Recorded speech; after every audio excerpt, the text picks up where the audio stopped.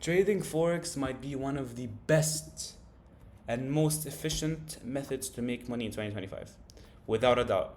My name is Omar Abdul Jawad. For those who do not know me, I am a 16-year-old teen who is striving for my inevitable success, inshallah. As you guys heard, trading Forex might be one of the best, if not the best, method to make money in 2025. Why?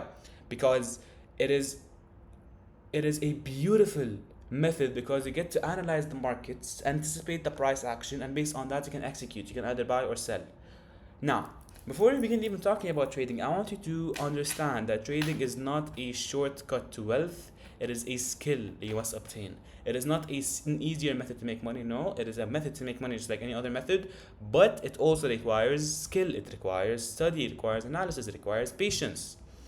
You can't expect to watch one video on trading and master it and end up making profits like this, because if that's the case, then everyone will be multi-billionaires. Well, that's not possible because trading is not that easy. But trading is not that hard either. So you just need to find one strategy, one method in which you can stick to and stick with it in profits and losses. Let me tell you something. Let me tell you a misconception many traders might go through. Okay.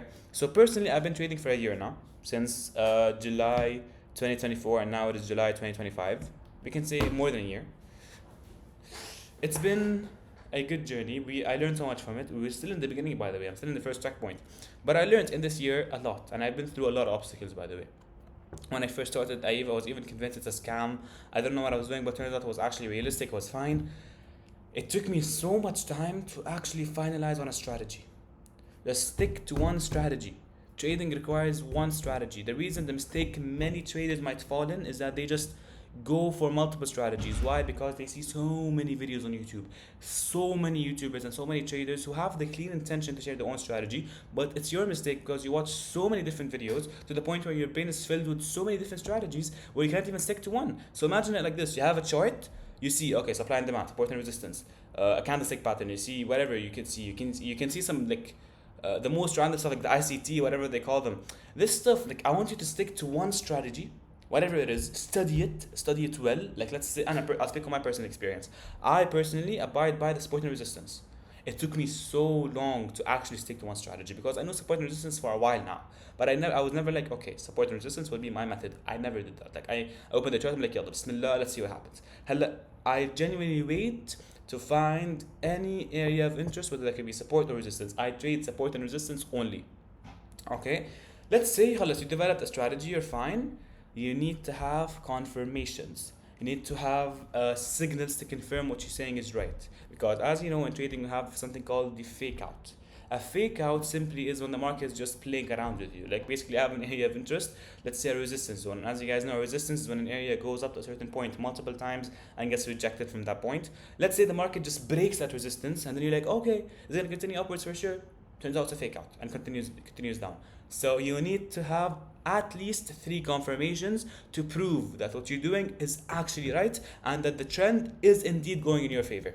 Personally speaking, let's say as I told you guys, my strategy is I trade support and resistance. Okay? And I have three confirmations I do before I execute any trade. So I found an area of interest. So the first key point is an area of interest, which is support or resistance. Let's say I identified one.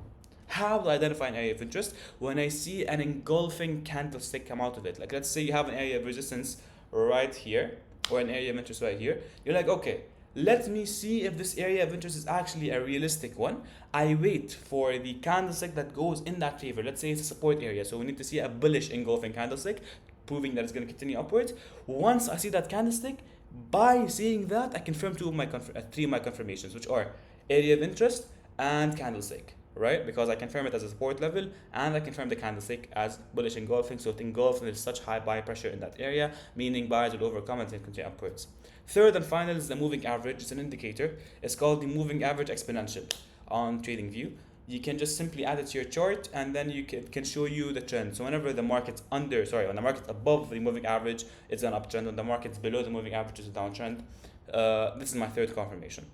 Most important thing in trading, journal every single trade you take. Every trade you take, write it down. Profit, loss, break even, whatever it is, write it down. What did I do wrong? What did I do right? Did I stick to my strategy? Did I not? And I wish you all the best of luck. And yeah, abide by your strategies. A loss on your strategy is better than a win with no strategy. Focus. See you guys at the top.